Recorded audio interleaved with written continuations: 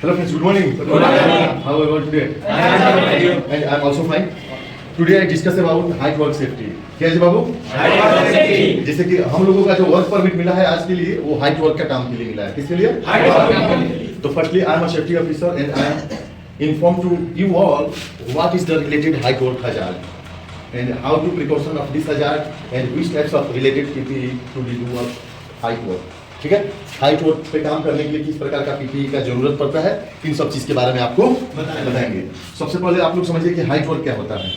कोई भी काम जमीन की सतह से या ग्राउंड सरफेस से 1.8 मीटर के ऊपर, आप लोगों को नहीं बोलना है, कोई भी काम जमीन की सतह से 1.8 मीटर के ऊपर हो यानी अप्रोक्सीमेट 6 फीट के ऊपर हो, उस काम को क्या बोलते हैं? हाइट वर्क पे काम करने के लिए सबसे पहले हमको एक्सपीरियंस और ट्रेंड वर्कर की जरूरत पड़ता है और हाइट वर्क पे काम करने के लिए भाड़ा की जरूरत पड़ता है, जिसको हम लोग स्कैफोल्डिंग बोलते हैं. क्या बोलते हैं जी?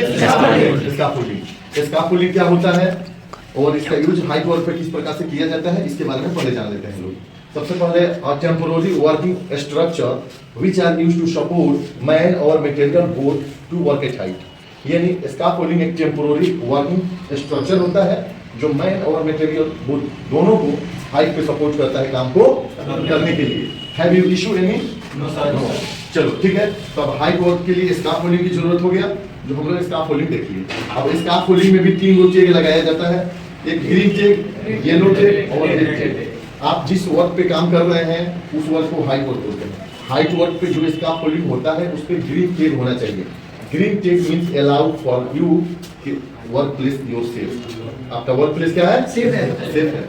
If the scaffolding is dismantling like not complete erection, then also safety not signed and authority to you to work at height. अगर स्कैफोल्डिंग पे कोई चेक लगा नहीं है, जैसे रेड चेक लगा हो, येलो चेक लगा हो, तो आपको साइड पे काम करने के लिए अलाउ नहीं है.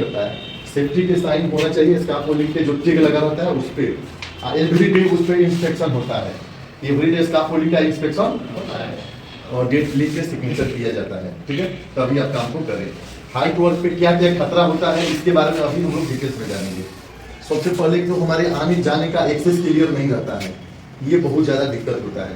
तो हमको हाउस कीपिंग कर देना पड़ता है, यानी आसपास के क्षेत्र को, एरिया को, इधर से वर्कर का आवागमन होता है उस लाइन को क्लियर रखना है, उस रूट को क्लियर रखना है, किसी भी प्रकार का दिक्कत ना हो. सेकेंड थिंग्स क्या है कि falling object from height, falling of person from height. ऊंचाई से व्यक्ति भी गिर सकता है और मटेरियल भी गिर सकता है. तो इसके लिए हम लोग को मजबूत स्कैफोल्डिंग का निर्माण करना पड़ता है. एज वेल एज हम लोग सेफ्टी बेल्ट प्रोवाइड करते हैं ताकि अगर कोई पर्सन गिरे तो सेफ्टी बेल्ट उसको रोक ले, अरेस्ट कर ले, सो डेट आपका एक्सीडेंट. आवश्यकता से ज्यादा वस्तु का स्कैफोल्डिंग पे रख देना, जिससे वर्कर लोग क्या करता है कि सुविधा के लिए सोचता है कि ज्यादा मटेरियल स्टोर कर लेंगे तो ऊपर वाला जो भी टेक्निकल ऑपरेटर या टेक्निकल वर्कर है जो काम करता है हाइट वर्क पे, एक्सपीरियंस पर्सन, वो लोग हाइट वर्क पे ज्यादा देर तक काम करेगा, तब तक नीचे वाले वर्कर रेस्ट कर लेंगे. तो ऐसा कभी नहीं करना है. ज्यादा मटेरियल रखना है यानी स्कैफोल्डिंग डिसमेंटलिंग हो जाएगा, बैलेंस उसका खराब होगा, स्कैफोल्डिंग गिर जाएगा. सब उसके बाद आपको देखना है कि स्कैफोल्डिंग के नीचे वर्कर लोग रेस्ट करने लगता है, क्योंकि धूप वगैरह काफी होता है हमेशा, तो धूप से बचने के लिए वर्कर लोग नीचे बैठ जाता है. ऊपर काम चल रहा है तो पार्टिकल्स ऑफ मटेरियल या हैंड टूल्स वगैरह गिरता है नीचे तो वर्कर को इंजरी पहुंचा सकता है. अगर हवा तेजी से चले 32 किलोमीटर एवरेज अगर हवा चलता है तो हाइट वर्क का काम रोक देना है, नहीं करना है. उसके तो इलेक्ट्रिकल का केबल वगैरह देख लेना है कि साइड पर अगर केबल वगैरह होगा तो भाई लाइट लग सकता है, इसलिए उसको शट डाउन किया जाता है और उस वक्त में ही फिक्स पीरियड में काम को हाइट वर्क का कर लिया जाता है. ठीक है, ऐसा हाइट वर्क पे जब आपको feeling insecurity in job then काम को नहीं करना है. जब आपको हाइट वर्क पे डर लगे या किसी प्रकार का असुविधा हो तो आपको हाइट वर्क से इमीडिएट उतर देना चाहिए. हाइट वर्क के चारों तरफ स्कैफोल्डिंग का एक 2 बोर्ड का निर्माण होना चाहिए कि मटेरियल लुढ़क के गिरे नहीं. अगर गिरता भी है तो हाइट वर्क का जो 2 बोर्ड 6 इंच का लगाया जाता है वो मटेरियल को गिरने से रोकता है. अरे समझ में. उसके बाद क्या है कि आपको safety shoes, safety helmets, hand gloves, goggles और सेफ्टी बेल्ट का यूज करना चाहिए.